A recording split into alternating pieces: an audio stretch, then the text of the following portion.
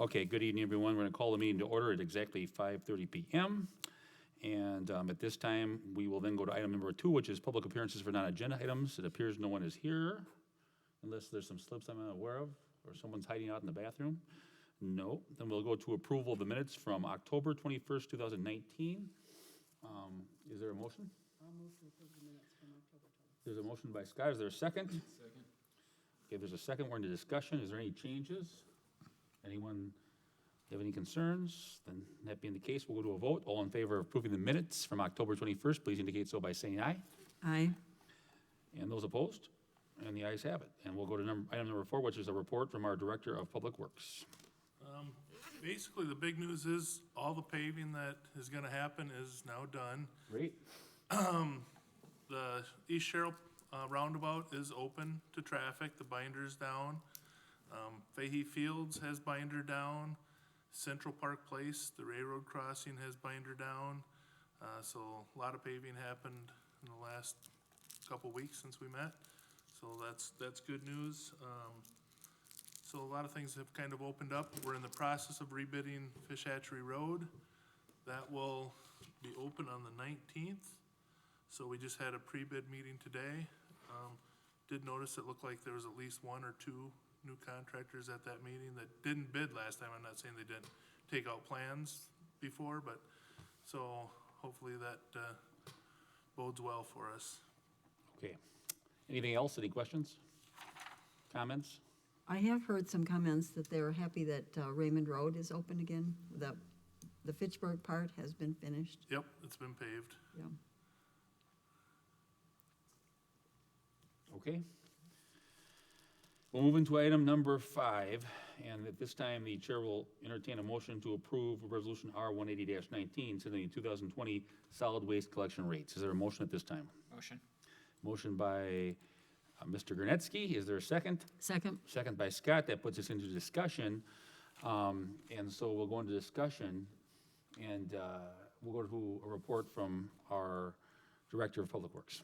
So basically, how we chose the rate was kind of in discussion with the finance director that they'd like to see a 30% reserve in that account. And if you look at page 1 of 1 that has the yellow line across it, you'll see that we chose the rate based on having a 30.7% reserve in that account. So that's kind of how we came to that. Everything else was based on the contract and the projected revenues. So that makes a charge of $203, and I guess that's our recommendation. So we got a roughly looks like a $31 increase on an annual basis beginning in 2020. And that's to fund the reserves, is that right? That's to keep that fund reserve at 30%. I don't know what it was before, but it was probably near 30% before too. Actually, we did draw it down a little bit. Mm-hmm. We used 32,000 of the fund balance to try to keep the rates down as much as we could, but still hold that 30% fund balance. Okay. Any questions or comments? Yeah, what is the purpose again of the fund balance? I think it's, I think they just do that as a safety precaution in case you don't have revenue coming in at the same rate as expected. If there'd be some kind of a mass change that was unexpected. I think it's just general accounting practice is what it is. It's not, I mean, it seems to be more than a 15% increase. Got some concerns about that.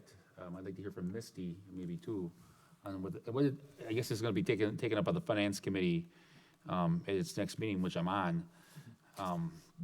But I'd like to hear more thoughts. I mean, I get the water and sewer. That one's usually had a fairly large reserve because stuff happens, right? We wells break, water mains freeze, water lines freeze, all that other good stuff. So I get that component. This just seemed, and again, I might be a little bit off on this one. I mean, if there's 30 and it's, I don't necessarily know if that's ever been dipped into in past years, other than just kind of like these one-time adjustments to kind of keep costs low. And I think that's all it is. my understanding is it's just general accounting procedures to try to, with any of these, funded accounts, to try to keep a 30% reserve, is what I was told. I mean, from a public works perspective, I mean, if this is just a finance component, and we in the public works world don't see these either spikes, or we haven't run into issues in the past, I would maybe take it back to Dan and the finance to see if there's anything that can be done there, I guess. What is our current percentage in terms of our reserves? I think it's in the neighborhood of 30%. I couldn't tell you the exact. See, it looks like we've got, what I'm looking at here is there's a 29.64% increase in collection contract costs from 2019 to 2020. So that's part of this. But then a 4% increase in collection contract cost last time. I mean, I'd like to hear more from Misty on exactly where we're at here. Yep. Well, the big increase was with the new contract, I think, if you remember right. Right. For one is, we left unlimited recycling, which had a little bit of an increase in it, or actually a pretty decent increase when we left that in there. And I think some of it was just an adjustment, from being a new contract as far as what things were costing the waste haulers Right. themselves. So it definitely, that being at 29.6% increase isn't because we've all of a sudden increased this fund balance. Yeah. That isn't what's generated that. I think that fund balance has always been in that same neighborhood. So is the increase being proposed going to pay for the increased, this 29% increase? Is some of that going for that, or I mean? It's to maintain that fund balance. Okay. I think that's probably pretty close to what it's always been. It's just maintaining it. So if there was even a zero fund balance, and this was the new contract, it would be that 29% increase. If it was a 0% fund balance to start with, and we were gonna carry a 0% fund balance, all things being equal, it's just because of the new contract is what's generating that increase. Okay. Okay? But the fund balance at the end of 2006 was 207,000, and now it's up to 470,000. Yeah, but I think that's just because too, we've got a lot more users, and so we have a lot more expenditure. So 30% of a larger number is really what's generating that. I mean, I think if you see on sheet, the estimated ending fund balance for this year is 449,000. So, Okay. And again, I'm trying to remember back over the past few years, every time this has kind of come up, what was the purpose of the fund balance? And, the thing that's kind of going through my head was maybe this was unexpected cost because fuel costs were kind of spiking back in, 2015, 2016. Again, it would just be looking at that standard and just making sure from a finance perspective that that's in line with other fund balances that we have. sure. Well, looks like we got a 34.4% balance at the end here, according to this. If you look on page, it looks like it's 4 of 5. I'm not real comfortable with this number. This is sort of increase. I'd like to see more. I understand this stuff's going to go up. I have no problem with that. But we're looking at a significant increase. I'd like to hear. It needs to be justified more to me before I vote for that level of an increase. I think. Not that I wouldn't end up getting there. I just would like to hear more information. Sure. Because I mean, things are always going up. We have people on fixed incomes. We got people senior citizens, lower income people. They got to pay these costs. It's a little cheaper for some of the apartment people I see, but the homeowners are these are pretty big increases. This fund balance doesn't seem like it's in trouble at all, and so we're going to have to dig into the numbers here. But I guess I'm not inclined to support this at this time, but it will go forward, and finance and the common council will consider it. It seems like some of the library has a fund balance, but I can see, if their elevator goes out or something, then they've got a huge cost, something like that. But this is the garbage pickup. Well, Everybody has to pay their garbage. we could get like a fuel surcharge if fuel rates go up by a certain percentage, then they're allowed to recoup some of those because they're unexpected or, their costs out of their control. So there is, if we get a 30% fuel increase, that could eat up some of that fund balance as well. Sure. And I guess my point is, even if that does happen, is that justified having that 30%, or would 20% suffice, or would 25%? If there's a more incremental number we can look at, still protect the fund balance, and then pay for these newly incurred costs based on the new contract. I guess that'd be my question, and it's probably something the finance director, she's not here, but I'd like to hear some of those thoughts. Yeah, we were just directed that typically they want to see a 30% fund balance, and so that's why we recommended just holding that right at 30% basically. Okay. Because here, if we charged 195, that's still a 20% increase. Yeah, Yeah, It's still an awful lot of money, even at $195. That's still a big jump for residents. That's over $30. right. Anybody else? If not, then we'll move into a vote. Let's do a roll call. Gronetsky, Aye. Scott, No, and I'll vote no as well with a tie, so that fails.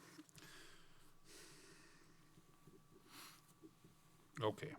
Next item, the chair will entertain a motion to approve item 5B, resolution R189-19, authorizing the commencement of an action in circuit court for the purpose of relieving the city of the deed of restriction in 9 Springs Golf Course by amending the restriction to allow such complementary uses of land that do not interfere with the primary operation of land such as a golf course or park. And we'll go to our director to hear about this. so we need this, a motion. Oh, sorry. I'll move to approve. There's a motion from Scott. Is there a second? Second.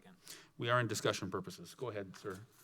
so what this is as part of the Fish Hatchery Road project, we're looking at adding a trail, as you know, and it's gonna be along that, 9 Springs Golf Course area. And we're gonna have encroachments on there. So, when that land was dedicated, it was dedicated for a certain use. So this is just, there's no heirs to who dedicated or existing entity, so then it requires to go to circuit court to change the ability to use that. We're not looking at changing the use of the property.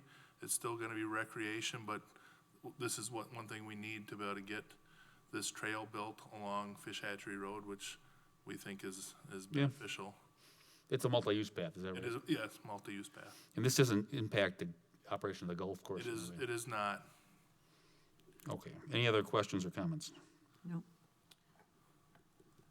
We will be doing a little bit of work on one of the tee boxes, I know, as part of the regrading for Fish Hatchery, but I don't think that has to do with necessarily the multi-use path directly.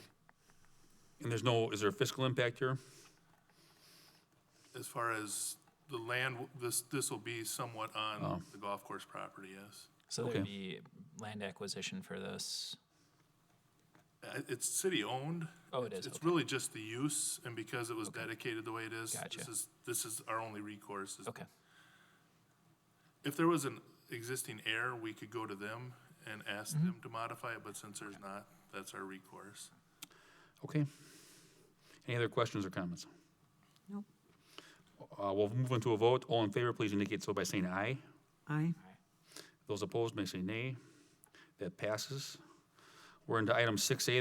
Those are the announcements, and the next Board of Public Works meeting will take place on November 18th, 2019 at 5:30 PM.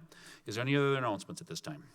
No, I have one. Okay. The City of Oregon's gonna be hosting a stormwater forum next Monday night from 5 to 7. I think myself, Bob Lindmeyer, Jeff Rao, the city engineer, director of public works from the Village of Oregon, and Jeremy Belusic from Dane County will be on the panel. It's just to talk about the incredible rain we've had and the impacts that it's had on facilities and some of the flooding issues down there, and as well as, it's probably gonna touch on our Lake Barney issue because that's directly impacts the Village of Oregon. Just wanna make you aware of What that. time did you say that was? 5 to 7, where is that? Monday night at the Village Hall, I think the council chambers, What's the date on that? 11th. Next Monday. Okay, got it. Okay, any other announcements? That should be probably very interesting. I saw Bob Lindmeyer about a month ago discussing climate change. And he does a very good presentation. He's got a lot to say. Well, he's been doing the weather for a lot of years, Right. so he knows it as good as anybody. Yeah. Okay, and that being said then, if there's no other announcements, I'll move to adjourn. there's a motion to adjourn. Is there a second? There's a motion by Scott, second by Gronetsky. All in favor of adjournment, please indicate so by saying aye. Aye. Those opposed may say nay. In the opinion of the chair, the ayes have it. We're in adjournment. Thank you so much.